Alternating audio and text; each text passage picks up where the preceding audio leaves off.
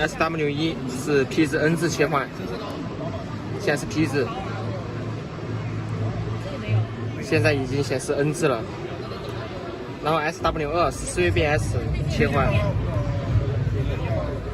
这样看的话就不好看。现在是 N 字思域 BS， 然后再切换为 P 字。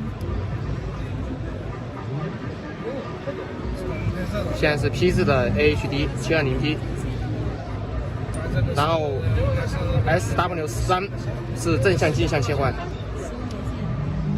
然后还会配一个这个线。SW4是720P 切换，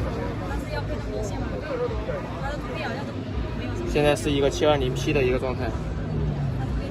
SW5是标尺跟无标进行切换。你把你们的图片